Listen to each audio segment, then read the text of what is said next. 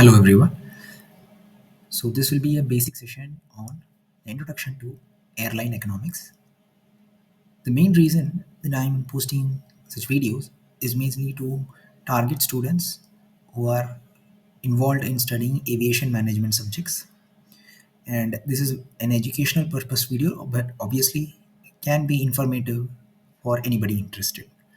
And students or viewers are requested to obviously delve deep more into the subject to provide better understanding. Obviously, my information sharing will be limited to the time, and we will try to keep it as short as possible.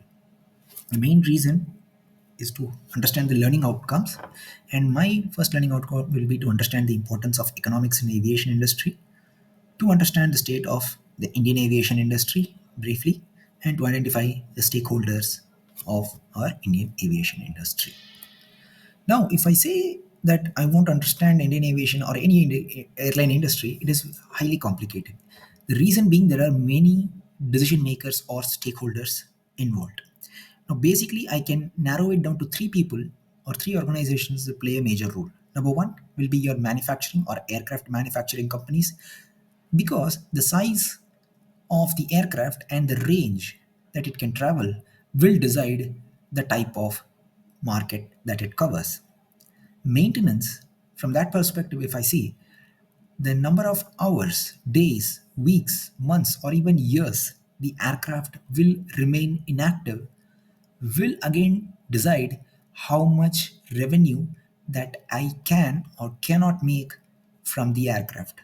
Obviously, no airline is going to have one aircraft to generate revenue. It will have a fleet of aircrafts. So, how many aircrafts are actually involved in flying and how many aircrafts are actually down with maintenance will decide again how much money an airline is capable of making. And then finally, operations. Now, not all airlines can involve in domestic or international or both. So the limitations of an airline again will decide how much revenue that it generates. So these are the three domains that basically will decide how an airline industry works. So just to give you a small heads up as to how this industry works, let's say let's look at this a screenshot that I've taken from the Air India newsroom. Okay, they have just recently told that they are planning to expand on their existing fleet of aircrafts. Now, if this is the case, what could be the factors under which they are coming to this decision? Okay, so I've just listed down few of them and we will see how they make sense. Now, for any airlines to be in business, obviously they need idea on how much money they are making today and how much money they are going to make in the future. So revenue forecasts, again using mathematical models, can play an important role. Passenger demand forecast. So we can obviously observe in a country like India a seasonal variation in the pattern of passenger movement. So, expecting or forecasting the passenger demand over the years can obviously help us to understand what could be the future demand. And that again will decide the fleet size of my aircrafts vis a vis your economics. Destination forecast. So, if an airline is buying more aircrafts, are they trying to connect domestically? Are they trying to reach out to other countries? If so, how many? Then what could be again the passenger demand there? So again, that will be another factor which plays an important role into expanding my airline business. Then obviously, maintenance scheduling forecast.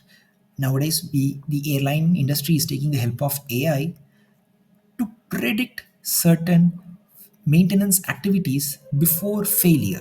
So thereby it gives them ample time to take predictive maintenance steps, thereby reducing cost and unwanted failures or unscheduled maintenance. So again, thereby leading to cost benefit. And then finally, the growth of our country. So macroeconomic indicators such as GDP forecasts also play a very important role, especially for investors and stakeholders to decide the course of the Indian aviation industry. So it's not just one particular factor. And so if I want to know more about airline economics, it is very important that I know about each individual aspect or each individual parameter, which will help us to give better understanding about the airline business. So, briefly, if we look at the state of the aviation industry, the domestic sector plays a huge role in generating overall business for the Indian aviation industry. Now, in the mid 90s, post globalization, there were many private players who were encouraged to enter. You might have heard of Jet Airways, which is now defunct, Air Sahara, also defunct, but they were one of the few airlines that emerged post the globalization activities that took place in our country. And in the early 2000s, you may have observed airlines such as SpiceJet and Indigo started their operations. And when they started, they realized that Indian consumers are basically price sensitive. And I say price sensitive, cost is an important factor, unlike services or other ancillary activities. So now, if I say the entire Indian market is dominated by a couple of players, Indigo being the leader with almost 61% seat share, again with respect to domestic operations, whereas Air India holds the market for international operations. And obviously, in today's situation, it is the effect of mergers of the remaining airlines such as AirAsia, Vistara, etc., that play a huge role. So, what do we see? What is the need for studying this airline economics? See, there is a huge middle class that is growing with every quarter, and they have a need for transportation. So there is a demand for transportation which can be satisfied by the airline industry, but again we have to know how theoretically this can be done. So again, government has made certain provisions such as Udan scheme, which tried to democratize air travel by subsidizing the airlines to operate in tier 2 and tier 3 cities. But again, it still has a lot more progress to achieve. Now, with respect to the population, as I told you, it is increasing and we are the most populous country in the world. But the offering that is coming from the airline business is very meager.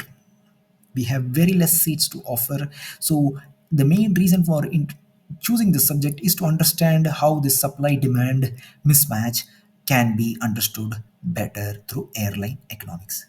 Okay, so we will stop with this, continue in the next session. Thank you.